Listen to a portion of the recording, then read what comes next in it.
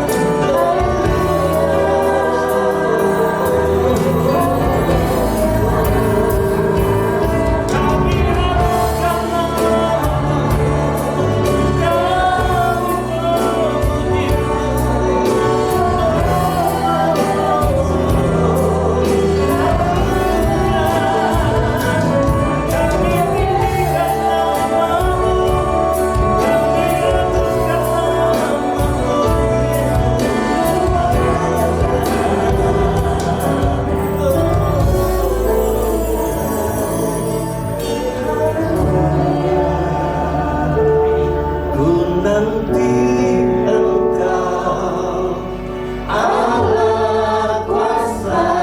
Kami percaya Tuhan, di dalam pujian bagi nama-Mu Tuhan.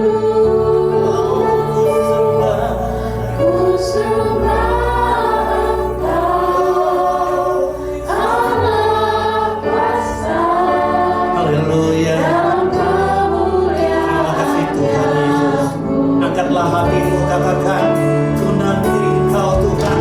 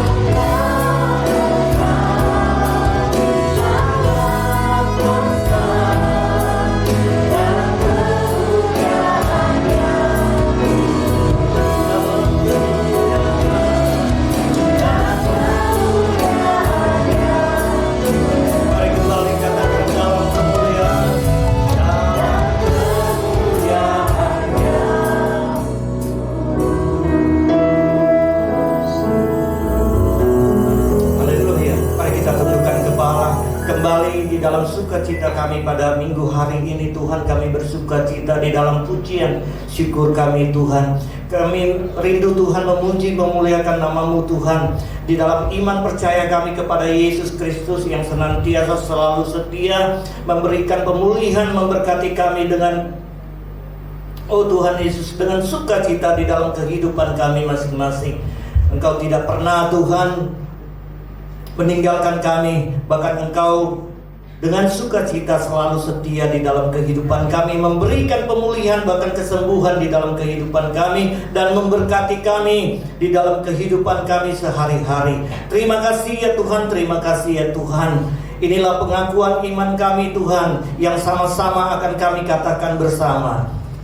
Aku percaya kepada Allah Bapa yang Maha Kuasa, Halik langit dan bumi, dan kepada Yesus Kristus anaknya yang tunggal Tuhan kita, yang dikandung daripada Roh Kudus, lahir dari anak darah Maria, yang menderita di bawah pemerintahan Pontius Pilatus, disalibkan, mati dan dikuburkan, turun ke dalam kerajaan maut, pada hari yang ketiga bangkit pula dari antara orang mati, naik ke surga, duduk di sebelah kanan Allah Bapa yang Maha Kuasa, dan akan datang dari sana untuk menghakimi orang yang hidup dan yang mati.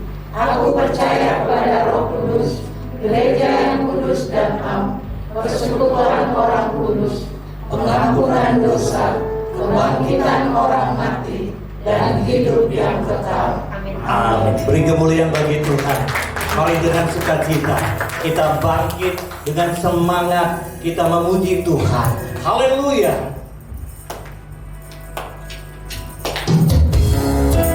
Sebab kami datang mau bersorak-sorak Tuhan di dalam kemuliaan nama Tuhan. Haleluya. Bersama-sama katakan.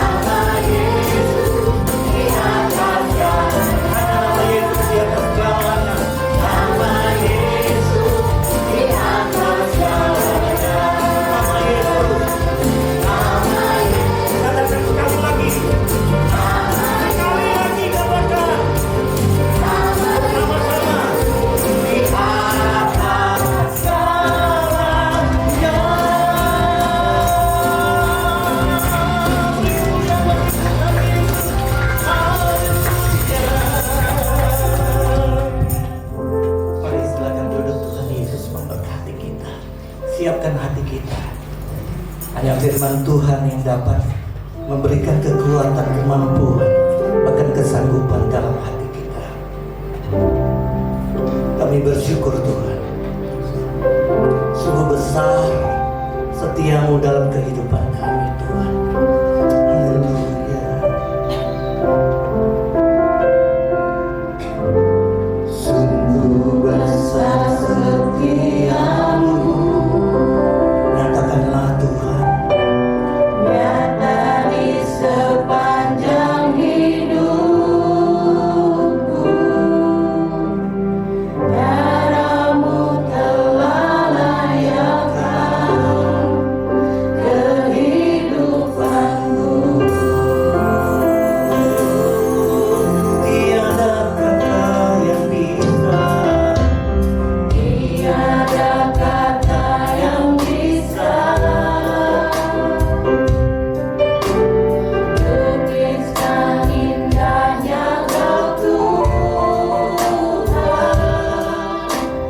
Bagimu segala pujian dan kemuliaan. Tinggikan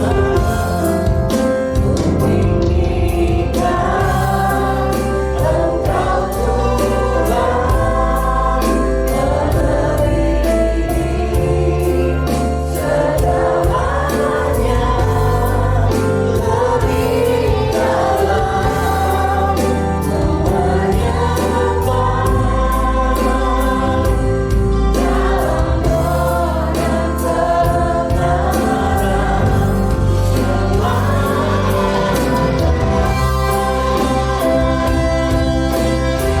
kami bersyukur Tuhan. Kasih setiamu tidak pernah meninggalkan kami Tuhan. Mari kembali angkat pujian ini. Sungguh besar setiamu Tuhan. Nyata di sepanjang hidupku, darahmu telah layakkan kehidupanku.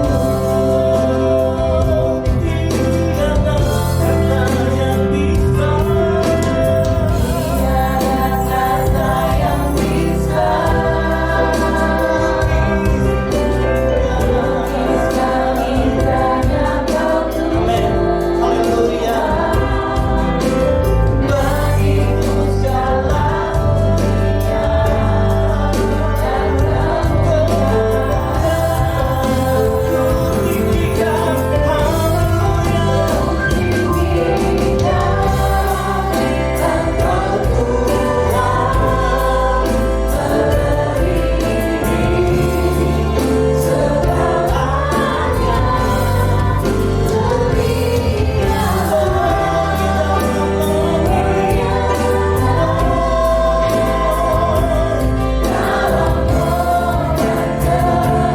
Kami mengundang Bapak Ibu kami berdiri.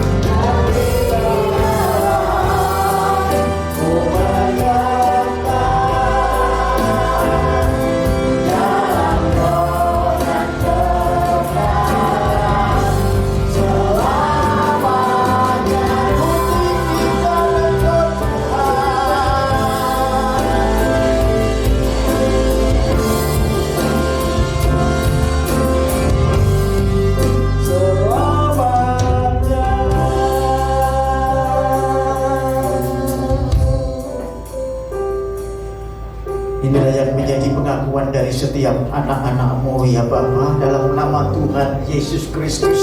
Nama di atas segala nama yang telah memberkati dan membawa kami ke dalam persekutuan yang indah pagi hari ini melalui pujian dan penyembahan.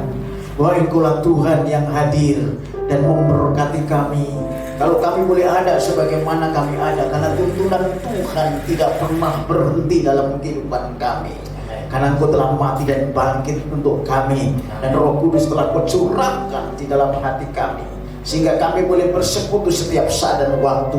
Secara khusus pada pagi yang indah ini Tuhan, kami boleh ada di dalam persekutuan yang indah.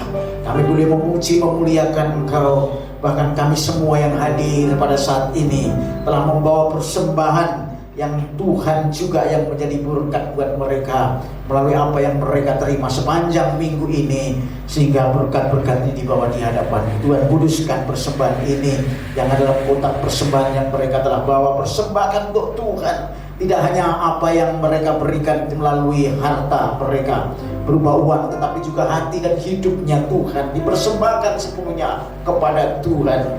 Karena Tuhan yang layak menerima segala hormat, pujian, sembah dan syukur. Olehnya berkati persembahan ini Tuhan dalam nama Tuhan Yesus Kristus, biar boleh digunakan untuk pekerjaan Tuhan di tempat ini, untuk kemuliaan-Mu. Pun hamba-hambamu, anak-anakmu yang telah memberikan dengan sukacita dan sukarela, Tuhan berkati dengan limpah. Entah itu berkat melalui persepuluhan, tatangan, ucapan syukur, ataupun berkat yang lainnya. Melalui online persembahan yang disampaikan oleh anak-anak pun Tuhan berkati, karena Tuhan menyertai, memberkati baik kami yang ada di sini maupun mereka juga yang mengikuti dalam ibadah melalui online. Terima kasih Tuhan. Sebentar kami akan mendengarkan firman Tuhan. Kuduskan hati dan pikiran kami, layakkan kami untuk menikmati hadirat-Mu melalui apa yang Kau sampaikan kepada kami. Yang hari ini kami rindu, kami haus dan lapar akan suara-Mu, haus dan lapar akan makanan dari surga. Karena itu Tuhan, kami siapkan hati kami, dan biar Roh Kudus yang bekerja menghentar dan memimpin dalam pemberitaan firman Tuhan ini sampai pada selesainya. Bahkan firman-Mu boleh menjadi hidup dan kami hidupi dalam kehidupan kami hari lepas hari. Terima kasih Bapa, kami ucap syukur dan kami siap mendengarkan firman Allah hanya di dalam nama Tuhan Yesus Kristus. Yang percaya diberkati, menerima berkat firman Tuhan, katakan sama-sama amin. Silakan Tuhan Yesus memberkati kita sekalian. Baik, saudara, shalom. Shalom Alaihim. Puji nama Tuhan, senang sekali kembali kita boleh berada bersama di dalam satu suasana ibadah pada minggu yang kelima bulan Januari. Bapak Ibu Saudara, tahun 2021. Bapak Ibu Saudara yang dikasih Tuhan, hari ini kita boleh kembali di dalam persekutuan yang indah ini karena Tuhan yang telah menghentar kita, yang telah memberkati kita. Karena Tuhan yang kita sembah adalah Tuhan yang sangat pribadi, artinya begitu dekat dengan kita. Dan kita boleh ada sebagaimana kita ada karena Engkau, karena Tuhanlah yang telah menyertai kita dengan kuasa Roh-Nya yang kudus. Bapak Ibu Saudara, kita sadari, mungkin kita tidak terlalu banyak menghitung, ternyata sudah hampir 1 tahun kita berada di dalam suasana pandemi COVID-19. Ini mengingatkan kepada kita bahwa di dunia ini bukan tempat yang aman, ya, bukan tempat yang aman. Tapi janji Tuhan bagi orang percaya, saudara akan disertai. Dalam keadaan seperti apa? Itu tergantung pribadi lepas pribadi. Maksudnya bukan dibedakan antara satu dengan yang lain penyertaan itu, tetapi pengalamannya yang berbeda, pengalamannya yang berbeda. Tapi Tuhan pasti menyertai. Karena kalau pengalaman satu dengan yang lain tentu tidak akan sama sepenuhnya. Memang ada yang sama, tetapi penyertaan Tuhan pasti dialami oleh setiap anak Tuhan. Oleh karena itu Bapak Ibu Saudara, kalau pandemi ini sudah merebak hampir 1 tahun, ya mungkin 1 tahun kalau dihitung dari Wuhan sana, dan sampai di Indonesia bahkan 200 negara lebih telah terpapar atau terjangkit, walaupun tidak semua penduduknya. Ini menggambarkan bahwa hidup manusia harus kuat dalam menghadapi segala virus yang ada di dunia secara fisik, saudara. Oleh karena itu Bapak Ibu Saudara, sebetulnya kalau kita berbicara tentang hidup ini ada 2 dimensi. Yang pertama adalah secara fisik lahiriah, yang sehari-hari kita lihat melalui apa yang bisa kita mengerti melalui panca indera kita, itu secara fisik ya. Sehingga tubuh kita ini adalah merupakan satu unsur yang penting di dalam menghadapi keadaan yang secara lahiriah, termasuk menghadapi COVID-19. Karena itu ini adalah virus yang melanda, maka yang penting adalah bagaimana kita sesungguhnya. Virus ini kan sebetulnya sampai hari ini belum ada obatnya, ya, belum ada obatnya. Tetapi bagaimana menghadapi virus, entah itu virus COVID-19 ataupun yang lain, bahwa dunia kesehatan telah menetapkan dan telah meneliti bahwa kekebalan tubuh manusia itu menjadi penting. Saudara ya, kekebalan tubuh manusia itu menjadi penting karena di dalam kekebalan tubuh manusia itu akan menghasilkan antibodi. Antibodi itu adalah satu kekuatan manusia yang ada di dalam secara lahir, secara jasmania, secara biologis untuk melawan virus yang menyerang kehidupan setiap orang. Tidak hanya terhadap COVID-19 yang disebut satu pandemi yang luar biasa ini, tapi juga terhadap banyak virus yang melanda bagi umat manusia. Saudara-saudara, kalau saudara dan saya berbicara hari-hari ini tentang vaksin, ini bukan mengobati, saudara, tetapi vaksin ini diberikan karena ini berasal juga dari virus yang dilemahkan dan menjadi serum dan disuntikkan kepada tubuh manusia supaya orang itu mempunyai reaksi yang kuat dalam melawan virus. Artinya apa? Meningkatkan imunitas tubuh seseorang sehingga ketika virus itu menyerang tubuh, maka bisa dihalau dengan ketahanan fisik yang kuat karena imunitasnya menjadi naik dan meningkat. Sudah, mengapa saya gambarkan ini? Karena ini adalah ilustrasi ke depan untuk khotbah hari ini yang kita akan sama-sama dengarkan. Kita juga harus sebagai orang percaya, tubuh kita secara fisik perlu daya tahan untuk melawan virus jasmania kita, melalui protokol kesehatan, melalui hidup yang sehat, melalui vitamin, makanan bergizi yang seimbang dan juga tidak stres, bahkan melalui vaksinasi. Nah, Bapak Ibu Saudara, bagaimana dengan kehidupan rohani saudara dan saya? Sama, cuman ruang lingkupnya yang berbeda, saudara.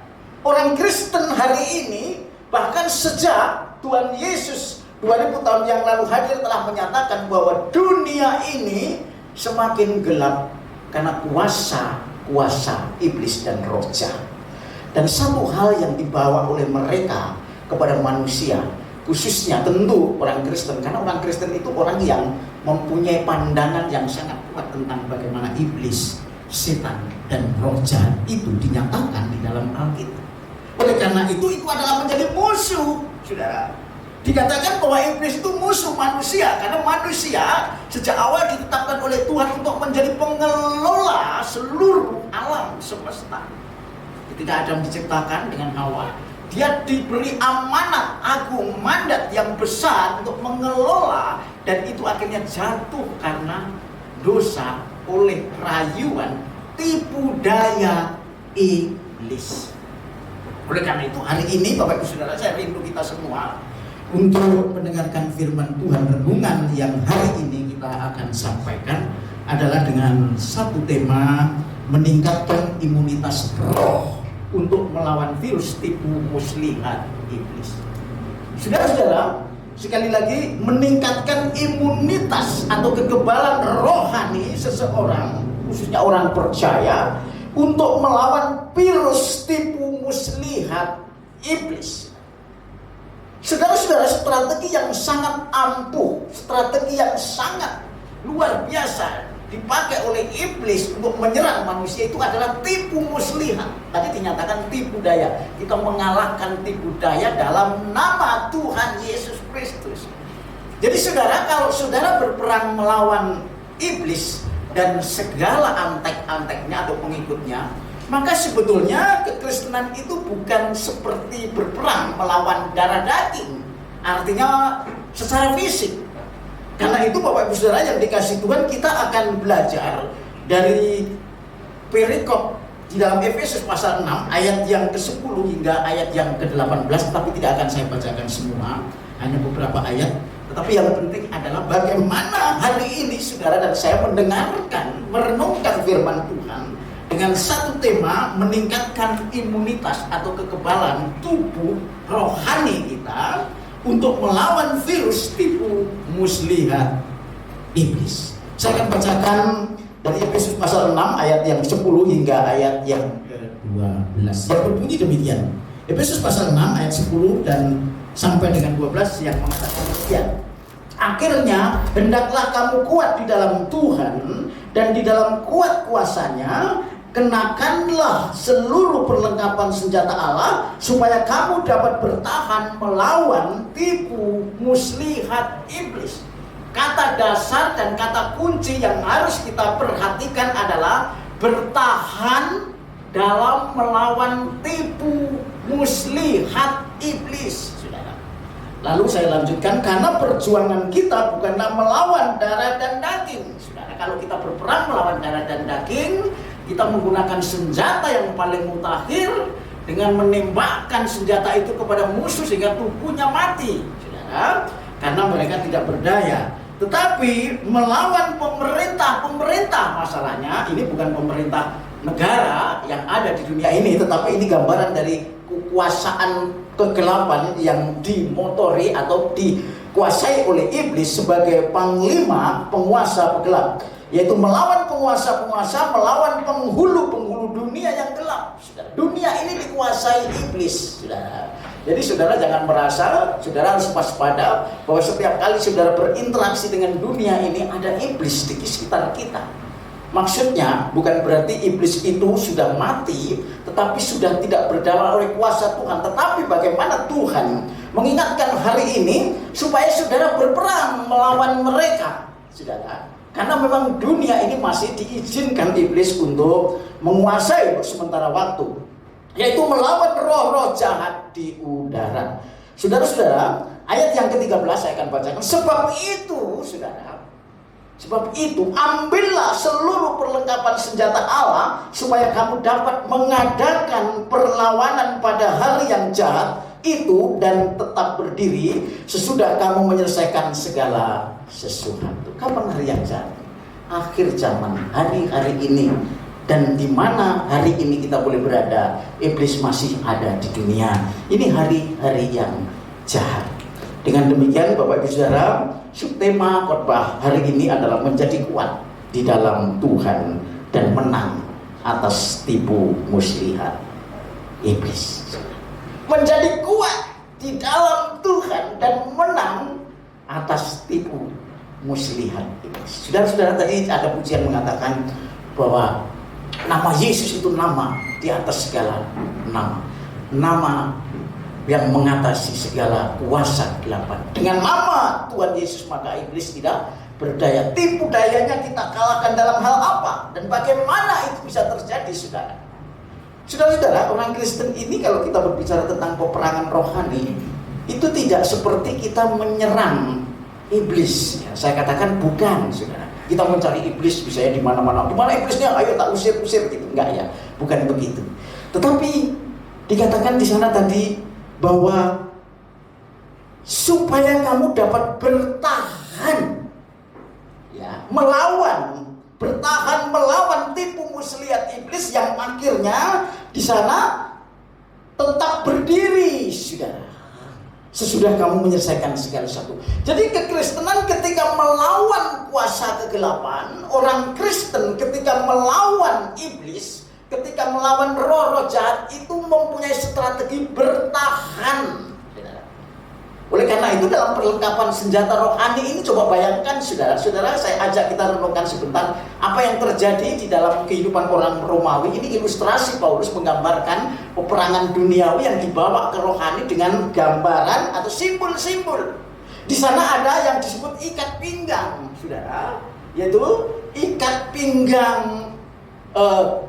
Saya akan bacakan di sana. Berarti ada satu ikat pinggang kebenaran, saudara. Ikat pinggang itu kan pelindung, saudara. Ya, kalau secara itu pelindung perut, saudara. Di sana juga ada yang disebut ketopong keselamatan, itu helm. Itu semua melindungi. Kemudian yang lain juga ada kasut memberitakan Injil supaya tidak kena sesuatu yang membuat kaki itu terantuk. Pakai kasut, saudara tahu kasut kan? Kasut itu sepatu ya untuk orang-orang Yahudi pada waktu itu. Kemudian ada perisai. Ini adalah senjata-senjata perlengkapan rohani yang Tuhan, saya katakan hari ini kepada saudara dan saya, sebagai pelindung. Jadi orang Kristen harus melindungi diri. Sebagaimana tadi saya katakan di depan, kalau kita kaitkan, kita harus meningkatkan perlindungan diri dengan menggunakan cara hidup yang sehat secara rohani seperti jasmani. Saudara bisa meningkatkan imunitas jasmani, demikian juga rohani. Nah, ini yang dikatakan, makanya meningkatkan imunitas roh dengan perlindungan senjata Allah. Jadi hidup kita harus dilindungi dengan senjata Allah. Karena ini juga perintah Tuhan. Sekalipun saudara sudah dibebaskan dari dosa dan kesalahan, darah Tuhan berkuasa. Tetapi Paulus mengajarkan ada beberapa hal yang saudara hari ini ingin pelajari dan renungkan, supaya saudara terlindung dari tipu muslihat iblis. Tipu muslihat itu adalah cara kerja iblis untuk menyesatkan orang, supaya orang itu tidak sampai kepada tujuan. Itu tipu muslihat. Tapi kelihatannya itu baik bagi orang-orang tertentu yang tidak mengerti. Seolah-olah semua yang ada di dunia ini yang bersumber dari dua hal, Tuhan dan setan. Ada dua. Saya katakan ini terjadi karena memang setan juga bisa membuat sesuatu yang memberkati saudara. Tidak heran orang yang selama ini orang dunia yang tidak mengenal Tuhan, dia pergi ke tempat-tempat keramat untuk meminta berkat supaya ada pelarisan. Dan nyata saudara, nyata itu berkat, tapi sumbernya dari iblis, dari setan. Dan berkat itu juga bisa dari Tuhan. Ya. Nah, saudara, yang penting ini bukan masalah berkatnya, perhatikan sumbernya. Nah, Tuhan itu adalah Allah yang menjadi sumber segala kebaikan. Entah itu berkat, apalagi keselamatan, dan tidak ada yang lain. Tapi berkat yang kekal itu pasti dari Tuhan.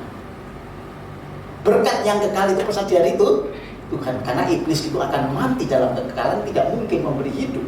Dan kematian di sini ini bukan berarti iblis mati sudah lenyap, tidak. Itu terpisah dari Allah, terpisah dari berkat Allah yang sesungguhnya, dia masuk dalam penghukuman selama-lamanya. Nah, inilah sebetulnya kehidupan kekristenan yang kita cari, supaya di dalam mencapai ke sana, Bapak Ibu Saudara, saudara diperlengkapi dengan senjata rohani sepenuhnya. Di sana ada beberapa hal yang akan saya sampaikan hari ini, tetapi tidak semua yang hari ini kita akan pelajari.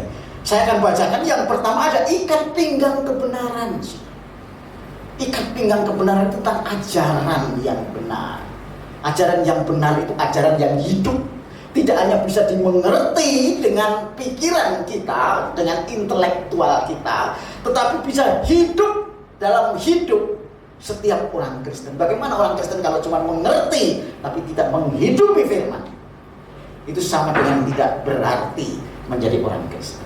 Makanya firman itu harus hidup, karena firman itu roh dan hidup. Kalau saudara berjalan bersama dengan Tuhan, saudara akan hidup karena firman.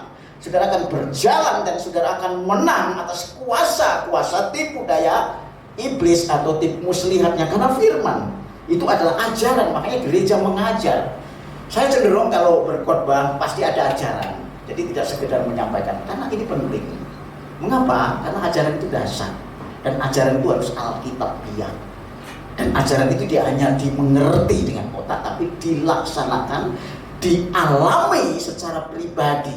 Itu adalah teologi kita, yaitu tentang ajaran firman. Yang kedua adalah berbaju sirahkan keadilan. Orang Kristen tidak hanya berdasarkan firman, tetapi kalau dia tidak adil dan benar dalam perilaku hidupnya, percuma. Jadi hidup ini tidak hanya mengerti, tetapi hidup ini harus berlaku. Tidak hanya bersikap, tapi harus bertindak. Dan ketindak tanduk kita itu harus adil dan benar. Adil, saudara, fair, ya, tidak parsial, tidak pilih kasih, tidak memandang rupa, tidak menganggap ini lebih penting padahal sesama manusia. Oh, karena dia tidak kenal saya tidak mau mengasihi, karena aku kenal dia saya mengasihi. Tidak. Kita sesama manusia mempunyai hak yang sama untuk mendapat berkat. dan kita harus bersikap adil. Itu yang dimaksud dengan kemanusiaan atau hak asasi manusia. Karena Tuhan datang untuk memulihkan hak-hak asasi manusia di hadapan sesama, supaya manusia tidak diperlakukan tanpa keadilan dan kebenaran. Dan ini sudah berlaku di negara barat. Cuma negara barat ini agak kebablasan ya. Hak asasinya itu semau-maunya tanpa Tuhan, karena dia nggak punya terang Roh Kudus. Negara sekulerisme yang hari-hari ini kita juga diserang dari filsafat hidupnya, karena mereka liberal, makanya ada LGBT dan sebagainya. Saudara, sesungguhnya itulah penyimpangan menurut Alkitab. Nah, Bapak Saudara, kita harus bertindak, bersikap adil dan benar. Itulah firman yang dijalankan. Nah, yang ketiga adalah damai sejahtera.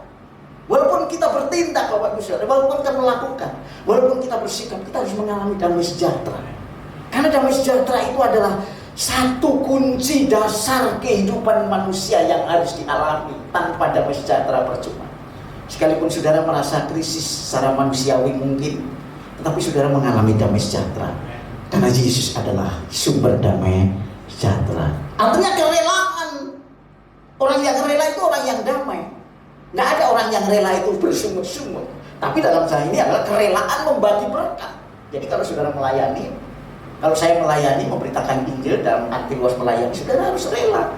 Ada damai sejahtera, senang, sukacita. Ini saudara yang ditegaskan perlengkapan senjata rohani oleh Paulus kepada jemaat Efesus dan kepada saudara hari ini, bahwa kerelaan, kasut kerelaan. Jadi dianggap itulah benteng kita. Ketika kita melakukan pekerjaan Tuhan, maka itu adalah satu kerelaan di dalam melayani Tuhan dengan sungguh-sungguh. Kemudian ketopong keselamatan, saudara. Ketopong keselamatan ini berbicara tentang bagaimana jaminan keselamatan orang percaya di dalam Yesus Kristus. Karena Roh Kudus yang menuntun sampai akhir hidup saudara dan saya, dia akan memperoleh sepenuhnya keselamatan itu. Kalau saudara keselamatan selama di bumi, saudara akan dibela dengan apa yang Tuhan mau supaya saudara tidak jatuh dalam dosa. Nanti sampai akhirnya saudara memperoleh penuh keselamatan itu dalam surga. Karena tubuhmu dan tubuhku sudah dimuliakan. Itu jaminan ketopong keselamatan. Jadi keselamatan itu dijamin oleh Tuhan. Tetapi saudara tidak boleh berdiam diri selama hidup di dunia. Karena bagian dari hidup saudara menjadi seperti Kristus Yesus, saudara. Itu yang kelima. Kemudian ada pedang roh. Pedang roh, saudara. Pedang roh itu firman Tuhan. Dan ini sangat luar biasa. Ketika Tuhan Yesus menghadapi masalah, terutama iblis yang berhadapan muka dengan muka, dia menggunakan pedang roh dengan mengatakan ada tertulis. Tetapi ini tidak berarti bahwa menjadi seperti jambi-jambi, saudara. Jangan menggunakan firman Tuhan seperti jambi-jambi. Karena firman Tuhan yang hidup di dalam diri saudara pasti itu memberikan kekuatan buat saudara. Ketika saudara mengatakan ada tertulis, manusia tidak hidup dari roti saja, tapi dari setiap firman yang hidup. Itu hatinya sudah dipenuhi oleh firman itu, bahwa aku bergantung sepenuhnya kepada Allah, tidak hanya makanan tetapi juga rohaniku dengan firman Tuhan. Itu sudah setiap hari, sehingga ketika saudara mengatakan hal itu, kuasa itu akan membuat iblis tunggang langgang lari daripada. Ada tertulis. Jadi jangan digunakan seperti orang-orang pintar pakai jambi-jambi. Firman Tuhan bukan jambi. Firman Tuhan adalah hidup di dalam diri saudara. Ketika saudara mengatakan ada tertulis, Tuhan yang memanifestasikan di dalam kehidupan sehari-hari, sehingga saudara dan saya bertahan atas kuasa kegelapan dan kuasa roh jahat. Saudara-saudara, dan yang ketujuh, saya tambahin sebetulnya 6, pada umumnya mereka memberikan 6 perlengkapan senjata rohani, tapi ada satu lagi, berdoa dalam roh. Ini artinya apa, saudara? Selalu berjaga-jaga di dalam kehidupan melalui doa. Bagaimana saudara berjaga-jaga? Hidup dalam doa. Doa itu menjadi hidup di dalam kehidupan saudara, sehingga saudara tidak perlu ngomong seperti berdoa di tempat umum, tetapi saudara selalu berdoa. Jadi doa itu nafas, tidak mungkin terputus dalam hidup orang percaya. Nah, kalau saudara ini ada di dalam saudara, Paulus mengatakan bahwa kamu akan bertahan melawan tipu muslihat iblis, dan kamu tetap berdiri. Bertahan artinya kita tidak menyerang, tetapi pertahanan kita membuat yang menyerang itu jatuh sendiri. Luar biasa. Makanya kalau orang Kristen itu menjadi orang Kristen yang baik dan benar, hidupnya itu tidak pernah mengajak berdebat. Tetapi kalau ditanya tentang keyakinan kebenaran, kita menyampaikan apa yang menjadi pengajaran dan pengalaman hidup. Beritakanlah apa yang ada dalam dirimu, kesaksian hidupmu sampaikan. Itu sudah cukup menjadi pertahanan buat saudara. Kita nggak perlu mengatakan, oh kamu begitu, makanya salah. Saudara, kita nggak perlu menyerang orang, tetapi kita bertahan dengan keyakinan. Defensif, diserang tapi menang. Karena Tuhan berkata yang berperang adalah aku. Aku berperang untuk kamu. Yang berperang Tuhan, kita hanya supaya taat kepada Tuhan. Melalui apa? Melalui kiat-kiat yang diberikan melalui persenjataan lengkap secara rohani. Bapak Ibu Saudara, hari ini saya khusus ingin membahas ya secara singkat dari salah satu senjata rohani yang saya katakan ini mempunyai kekhususan, karena di sana dikatakan dalam segala hal, dalam segala keadaan, atau dalam semuanya itu pergunakanlah perisai iman. Jadi di dalam segala hal, dalam peperangan rohani selalu perisai iman itu nggak boleh ditinggalkan. Ini dalam segala hal. Saudara tahu di dalam perisai iman, kalau saudara lihat, kalau disampaikan slide-nya ada perisai iman. Di situ gunanya hanya untuk menahan serangan. Perisai itu bukan untuk gebuk, tetapi untuk menahan. Kalau ada pedang yang diluncurkan kepada seseorang dan mengenai perisai iman, itu orang yang menyerang sudah kalah, karena di sana dengan perisai iman itu kamu akan memadamkan semua panah api. Itulah hebatnya ya orang Kristen itu. Makanya orang-orang Kristen banyak kesaksian dari anak-anak Tuhan yang jadinya mantan dukun, menyerang orang Kristen. Saya mencoba menenung saudara, kok gak mempan ya.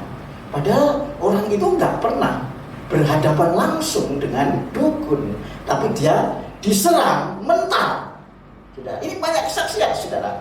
Dan saya pikir kita pun mungkin juga begitu. Saya nggak tahu, mungkin saudara mengalami tapi nggak dirasakan. Tapi pasti iblis, roh jahat, orang-orang yang tidak senang tentang orang yang percaya kepada Tuhan menyerang saudara dengan kuasa kegelapan. Tapi mereka mental, saudara. Kenapa? Karena perisai iman.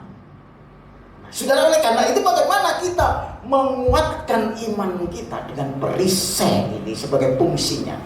Iman itu harus bertumbuh, iman itu harus menjadi kuat. Tadi makanya saya introduksi dengan meningkatkan kekebalan roh. Ya, kalau kita meningkatkan kekebalan tubuh dengan hidup yang sehat, ya, bagaimana kita mencari sinar matahari supaya vitamin D itu bisa membangkitkan imunitas saudara. Iman kita juga perlu dibangkitkan dengan apa? Nanti ada 3 hal. Bagaimana saudara meningkatkan iman saudara sehingga menjadi perisai dan melawan kuasa kegelapan itu, kuasa iblis, roh jahat itu, sehingga dia tidak berdaya. Jadi orang Kristen itu orang yang bertahan loh. Jadi kalau diolok-olok ya sudah, udahlah, nggak usah ditanggapi dengan diolok-olok kembali. Karena Yesus memberi contoh, dia tidak membalas kejahatan dengan kejahatan. Itu iman. Orang yang beriman tidak membalas kejahatan dengan kejahatan, malah mendoakan sesuatu yang baik bagi orang yang melukai dan membuat saudara diperlakukan tidak adil. Itu iman. Nah, inilah kekuatan kita, bagaimana imunitas roh kita melawan kuasa tipu daya iblis. Sehingga kalau saudara hidup dalam kekristenan yang sejati, karena firman Allah tadi dikatakan pedang roh, dan itu menjadi dasar kebenaran, itu menjadi dasar dalam hidup saudara, saudara kuat, dan itu akan bangkit. Karena itu supaya imunitas saudara bangkit, dengar firman Tuhan, dengar firman Tuhan. Tapi sebelum mendengar firman Tuhan, ada 3 hal yang ini menjadi bagian dari bagaimana meningkatkan imunitas rohani saudara. Saudara, yang pertama di dalam pasal 6 ayat yang 10 di sana dikatakan, hendaklah kamu kuat di dalam Tuhan, di dalam kuat kuasanya, kuat di dalam Tuhan. Banyak orang Kristen terlalu percaya diri dalam melakukan segala sesuatu, kalau pagi-pagi langsung melangkah, dia tanpa datang kepada Tuhan. Itu nggak kuat dalam Tuhan. Saudara, datang dulu kepada Tuhan. Kalau saudara mau kuat, datang dulu kepada Tuhan. Minta kekuatan dengan cara apa? Merendahkan diri. Tuhan, aku akan menjalani hari ini bersama dengan Tuhan. Engkau yang menjadi panglima iman saya. Ya, Engkau yang ada di depan kananku yang berperang. Aku tidak berdaya tanpa Engkau. Jadi yang pertama, kuat di dalam Tuhan, jangan menggunakan kekuatan sendiri. Ya, jangan main habrak aja, jangan main bertindak saja tanpa datang kepada Tuhan. Datanglah kepada Tuhan dengan segala kerendahan hati. Rendahkanlah dirimu di hadapan Tuhan. Bukan supaya saudara ditinggikan, bukan. Karena saudara memang tidak pantas. Sebab Tuhanlah yang pantas ditinggikan, dan Tuhanlah yang akan melingkupi saudara. Orang yang rendah hati itu adalah orang yang dikasihani Tuhan, orang yang dibenarkan oleh Tuhan. Sehebat-hebatnya orang, kalau tanpa kerendahan hati, kuasa Tuhan tidak hadir dalam hidup. Sekali lagi, sehebat-hebatnya orang, kalau dia memperlakukan dirinya hebat di hadapan Tuhan, apalagi ya di hadapan manusia aja, kuasa Tuhan tidak akan melingkupi dia. Karena barang siapa merendahkan diri, dia akan ditinggikan. Barang siapa meninggikan diri, akan direndahkan. Ini sebetulnya ajaran perdana di dalam menerima firman Tuhan. Ya, ajaran yang perdana dalam merenungkan firman Tuhan. Saya akan bacakan di dalam 1 Petrus pasal yang kelima ayat yang ke-6. Yang demikian bunyinya buat saudara dan saya. Karena itu rendahkanlah dirimu di bawah tangan Tuhan yang kuat. Tangan Tuhan itu kuat, saudara. Tangan saudara lemah. Tubuh saudara lemah. Ya, tapi Tuhan kuat. Makanya di dalam kelemahan aku merasa kuat. Itu kata Paulus. Dan itu juga menjadi satu pemahaman perenungan kita hari ini. Ketika saudara lemah, Tuhan memberi kekuatan. Artinya apa? Saudara harus datang kepada Tuhan dengan kerendahan hati. Rendahkanlah dirimu setiap apapun yang kau kerjakan.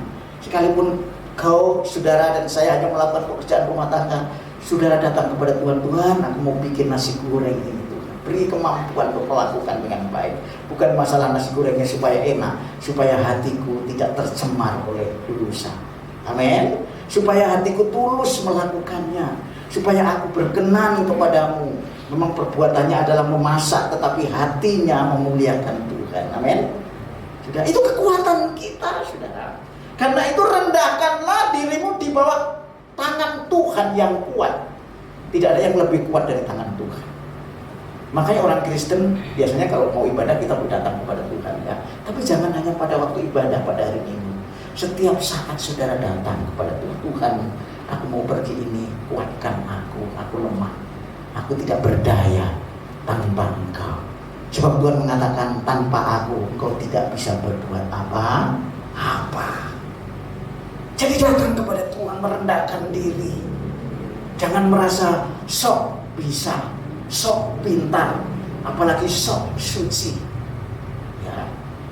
Jangan merasa bisa, tapi bisa merasa. Oleh karena itu, Bapak Ibu yang pertama, mari kuatkan di dalam kuasa Tuhan dalam hidup saudara, bertahan iman saudara menghadapi pencobaan. Orang yang kuat di dalam kuasa Tuhan, makanya di dalam kitab-kitab Paulus itu selalu dikatakan di dalam Kristus. Kita itu diselamatkan di dalam Kristus. Artinya apa maksudnya? Kristus itu bagaikan, misalnya kayak gambarkan lingkaran. Saudara ada di dalam lingkaran. Jadi saudara dibentengi dengan kuasa Tuhan yang melingkar itu. Karena kuasa Tuhan sudah mengalahkan iblis. Tetapi iblis masih ada di sekitar lingkaran di luar. Ngerti maksudnya ya? Ketika Tuhan Yesus bangkit dari kematian, maka sengat iblis tidak berdaya. Tetapi kalau saudara mau keluar dari lingkaran Tuhan, saudara akan mati dengan iblis. Ya, karena kita masih di dunia. Kita masih di dunia ya. Dan itu masih mungkin. Tetapi kalau saudara memperhatikan apa yang Tuhan katakan hari ini, perlengkapan senjata Allah itu perisai iman, maka saudara yang pertama harus kuat dalam Tuhan. Tuhan, aku minta kekuatan Engkau. Saudara punya semangat yang baru. Kekuatan itu seperti imunitas yang ditingkatkan. Makanya perlu divaksin. Saudara, vaksin itu meningkatkan imunitas. Supaya kalau ada serangan virus balik. Nah, salah satunya saudara harus kuat di dalam itu. Jangan berjalan sendiri. Karena Tuhan dan saudara adalah satu di dalam kehendak dan rencananya. Amin. Nah, itu saudara yang pertama, ya. Itu yang pertama, 1 Petrus 5 ayat 6. Kuatkan, rendahkanlah dirimu di bawah tangan Tuhan yang kuat supaya kamu ditinggikan. Supaya menang, ditinggikan itu bukan, jangan digambarkan ditinggikan menjadi orang yang hebat di antara orang lain, jangan. Kamu menang atas kuasa kegelapan dan kuasa setan. Karena kalau saudara menang, pasti saudara mendapat kemuliaan bersama dengan Tuhan. Barang siapa menang, aku akan beri kedudukan, ya, dalam kitab Wahyu kalau tidak salah, nanti baca di sana. Barang siapa menang, dia akan menjadi sama, artinya menjadi ahli waris seperti Kristus dalam kerajaan surga. Menang dong, harus menang, amin. Harus menang, saudara. Yang kedua, saudara terimalah firman Allah sebagai pedang roh. Ya, mari kita baca di dalam 2 Timotius 3 ayat 15, ya. 2 Timotius 3 ayat 15. Saya akan bacakan ini, ayat ini sudah sering kita baca, yang berbunyi gini. Segala tulisan yang diilhamkan Allah memang bermanfaat untuk mengajar, untuk menyatakan kesalahan, untuk memperbaiki kelakuan, dan untuk mendidik orang dalam kebenaran. Jadi dasar firman Tuhan menjadi nyata ketika saudara meningkatkan imunitas rohani saudara. Saudara, firman Tuhan harus saudara terima setiap saat.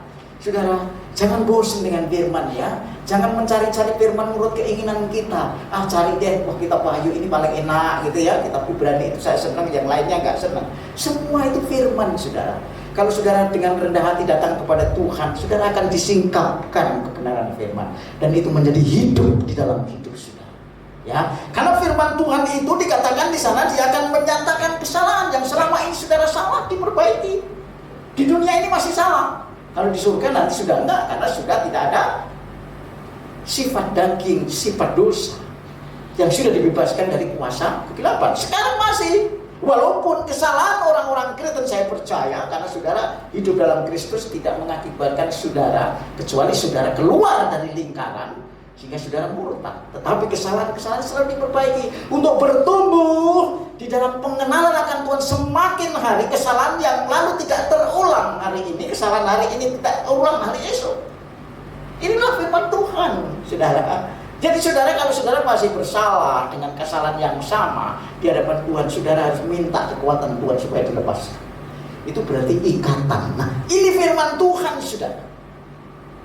Makanya mungkin ada orang yang terkena tipu daya iblis, terjebak penyesatan, ya karena kita masih hidup di dalam perangai yang lama. Kesalahan yang lama nggak pernah terlepas. Mungkin ya, kesalahan dosa yang lama diulang-ulang. Padahal Tuhan lepaskan itu.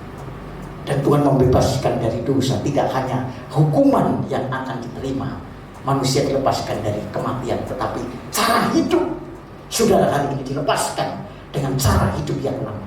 Itu kemerdekaan dalam Kristus.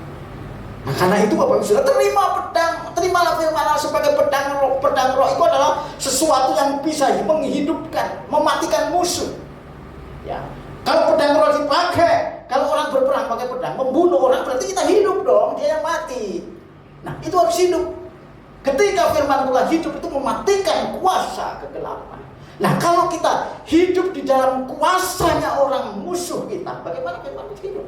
Berarti maksudnya ya, jadi kalau musuh kita hidupnya membenci itu kan satu karya iblis yang dituangkan atau yang disusupkan dalam pikiran manusia. Kalau hidup kita masih seperti itu, seperti musuh, yo kita nggak bisa menang dong. Kita harus menang kalau kita punya kasih. Nah, kebencian hilang, karena musuh itu adalah kebencian.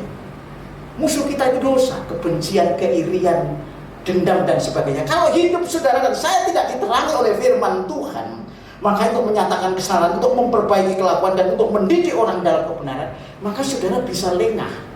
Jadi iman saudara, perisai saudara tidak mempan. Amin. Ya, ini benar. Kenapa Yesus selalu melakukan? Karena dia tanpa dosa. Dia ada. Jadi ketika Lazarus, "Hai engkau bangkit, Lazarus keluar." Angin ribut teduh. Ya, itu kuasa yang juga bisa diberikan kepada orang-orang yang dikasih Tuhan. Walaupun kadang-kadang Tuhan menggunakan otoritas tanpa kekudusan kita. Tapi bagi saudara, saya pikir saudara harus hidup kudus supaya menang atas kejahatan. Orang yang kuat di dalam kesucian pasti menang atas dosa dan atas kejahatan dari iblis, saudara. Itu yang kedua. Saudara-saudara, jadi mari yang pertama, Bapak Ibu Saudara, kuat dalam kuasa Tuhan. Saudara datang kepada Tuhan, merendahkan diri setiap hari. Tuhan, inilah aku. Yang kedua, terimalah firman Tuhan sebagai pedang roh. Firman itu harus hidup. Artinya hidup itu mengalahkan perangai lama hidup saudara yang selama ini masih sering terulang. Matikan itu. Itu pedang roh yang membuat saudara menang atas tipu daya iblis, sehingga saudara tidak akan tertipu. Saudara, kadang-kadang iblis itu menggunakan berkat Tuhan untuk menipu saudara. Ini sebetulnya yang disebut tipu daya itu seperti itu. Licik saudara, cunning ya, tricky gitu ya. Tricky seperti Hawa yang dibujuk pada waktu itu. Loh, oh iya ya, enak dong ini. Waduh, manis juga ini, luar biasa. Apalagi dia diingatkan seperti menjadi Allah, menjadi seperti Allah. Menarik saudara. Nah, ini saudara-saudara harus dan saya sekalian untuk mengerti bahwa firman Tuhan harus menjadi pedang roh yang memberikan pencerahan sehingga saudara tidak tertipu. Orang yang tertipu itu orang yang nggak mengerti kalau dia ditipu karena ketidakcerdasan, tidak mengertian. Makanya hati-hati saudara mengerti tentang satu kebenaran. Ya, itu yang kedua. Yang ketiga, Bapak Ibu Saudara, kalau saudara dan saya mau imun rohani saudara naik, meningkat sebagai orang yang kuat melawan tipu daya iblis, saudara harus senantiasa berdoa dalam roh. Artinya apa? Hati saudara harus melekat dengan Tuhan. Ya, hatimu melekat dengan Tuhan. Kalau hatinya melekat dengan Tuhan, berarti perasaannya sama dengan Tuhan. Hati itu perasaan.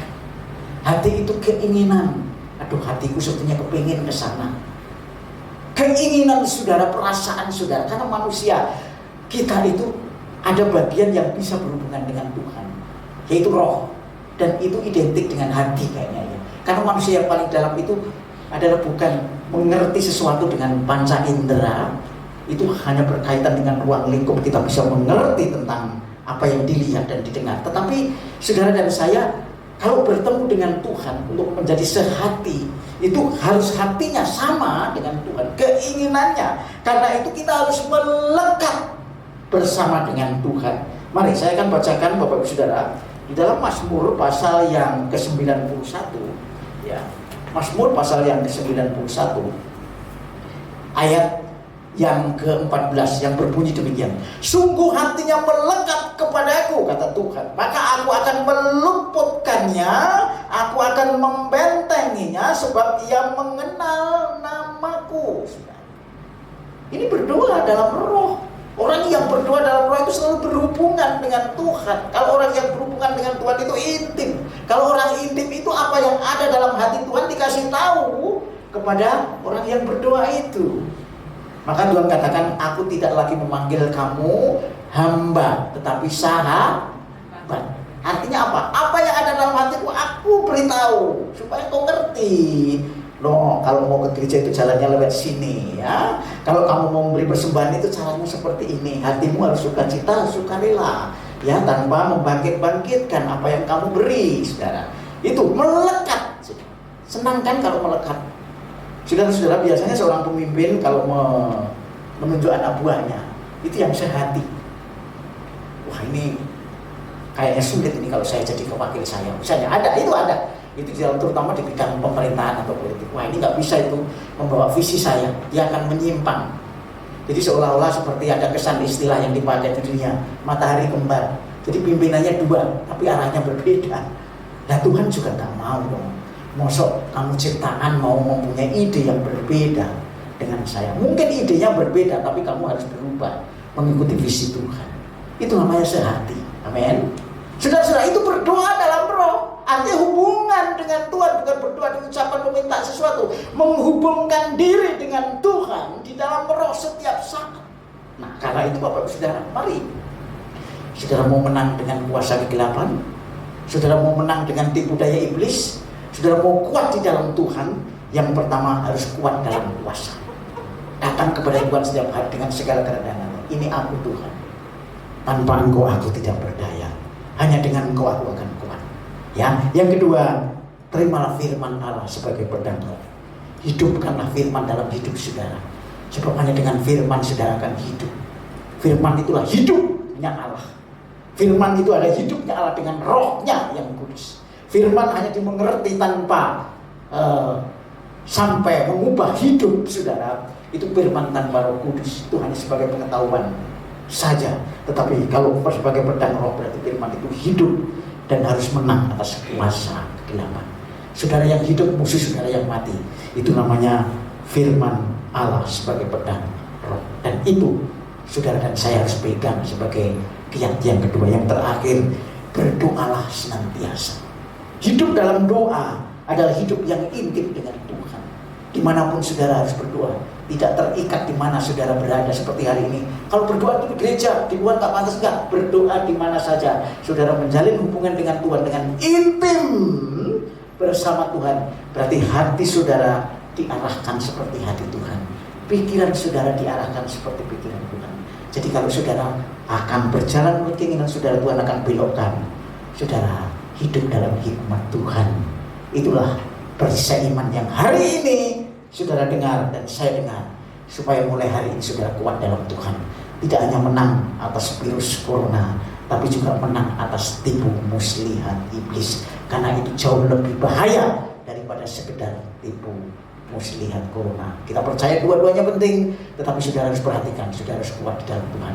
Tingkatkan imunitas rohani saudara dengan menggunakan perisai iman.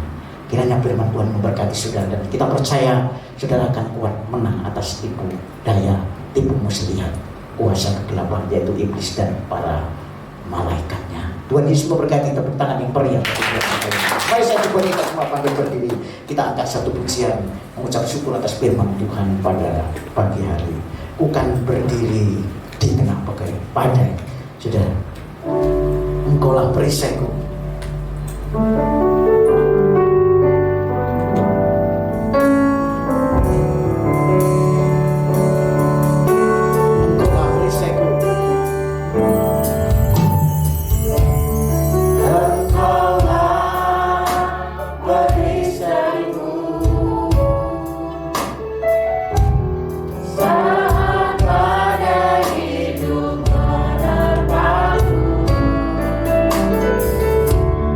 Firman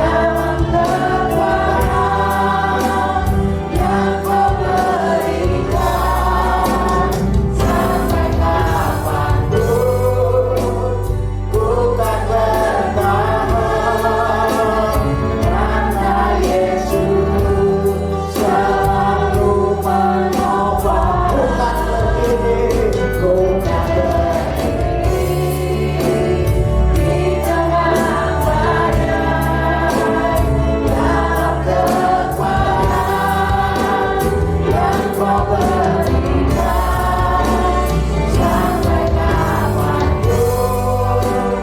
Ku kan bertahan karena Yesus selalu menopang hidupku. Karena Yesus, Karena Yesus selalu menopang hidupku. sekali lagi katakan, karena Yesus selalu menopang. Karena Yesus selalu menopang hidupku. Tepuk tangan yang meriah bagi Tuhan kita Yesus Kristus.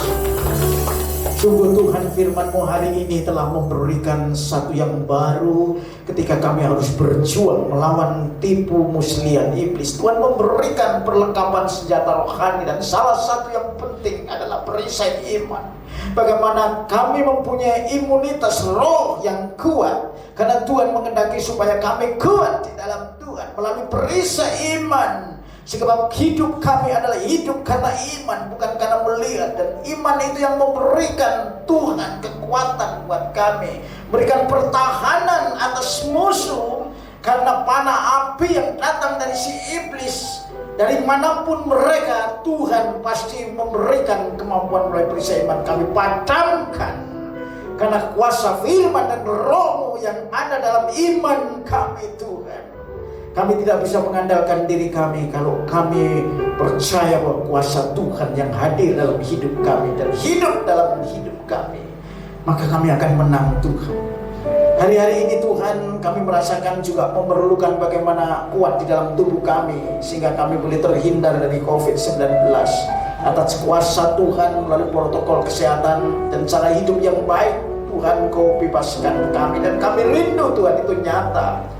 Tapi tidak hanya itu Tuhan, kami rindu supaya kami juga menang atas virus tipu muslihat iblis.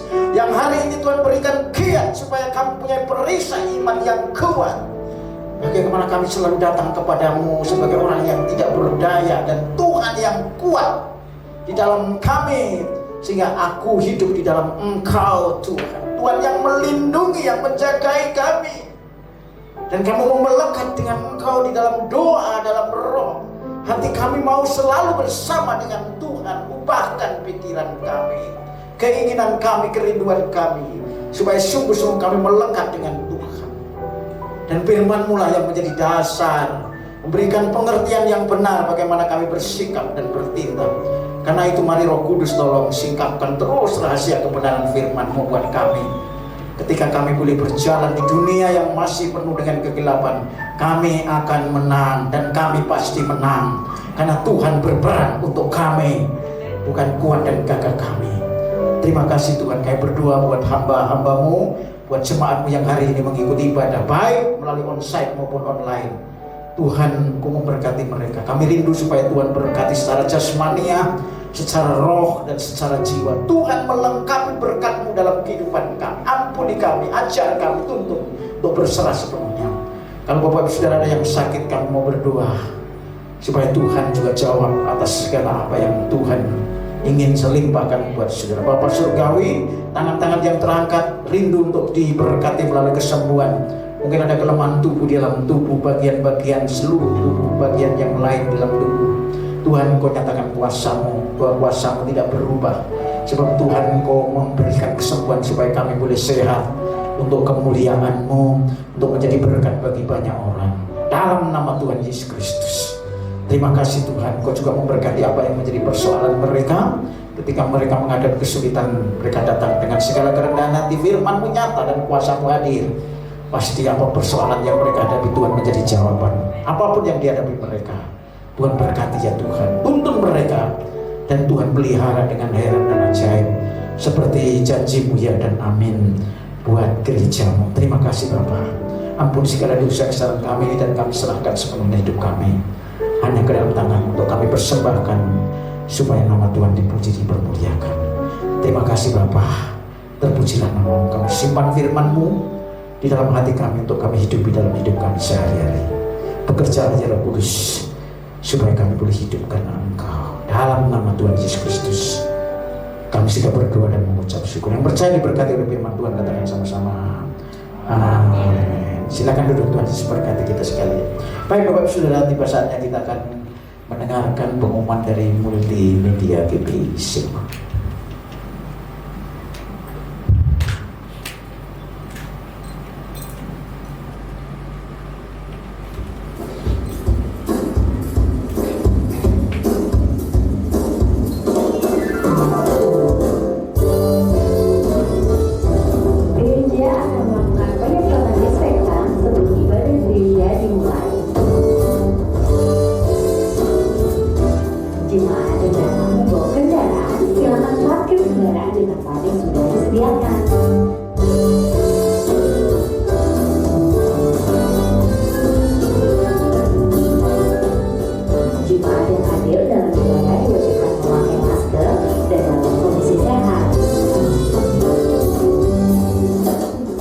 Jemaat diimbau agar berfellowship tanpa kontak fisik atau salam sehati. Jemaat yang hadir wajib mencuci tangan di tempat yang disiapkan gereja sebelum mengikuti ibadah. Jemaat dapat mengambil amplop persembahan yang akan disiapkan di lobi sebelum memasuki ruang ibadah. Petugas aser akan melakukan pengukuran suhu tubuh kepada setiap jemaat sebelum memasuki ruang ibadah.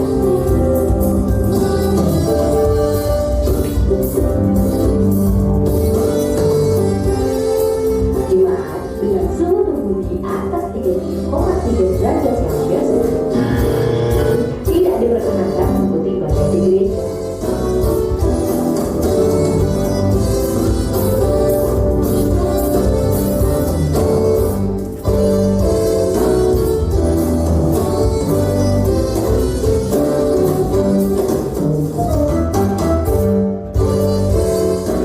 Gereja telah melakukan penataan kursi dengan jarak aman dan jemaat tidak diperkenankan untuk menggeser, meminta tambahan bangku, atau apapun yang mengubah penataan dalam ruang ibadah.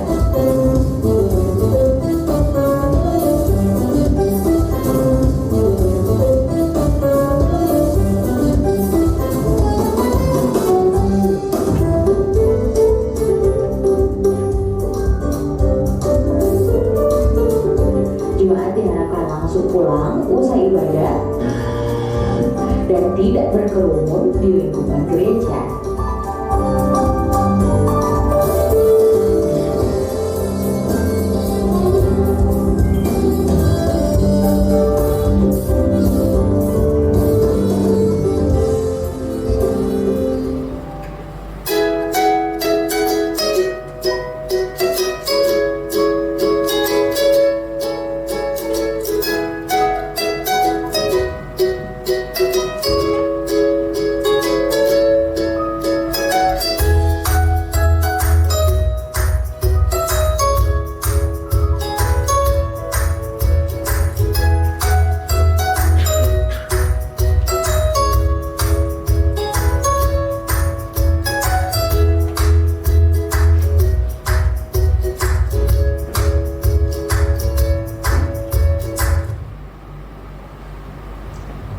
Baik Bapak Saudara sidang jemaat Tuhan, saya jemput kita semua bangkit berdiri. Kita akan sudah ibadah kita pada pagi hari ini. Kita akan menerima berkat dari Tuhan dan kita akan pulang bersama dengan Tuhan dalam damai sejahteranya. Angkat tangan kita dan siapkan hatimu, terimalah berkat dari Bapa di surga. Kasih yang sempurna, ajaib dan mulia dari Bapa di surga, damai sejahtera di dalam anaknya yang tunggal, Tuhan Yesus Kristus, serta dengan persekutuan rohnya yang kudus menyertai Bapak Ibu Saudara kita sekalian mulai saat ini sampai selama-lamanya. Tuhan Yesus memberkati kita sekalian. Mari kita katakan sama-sama amin. Di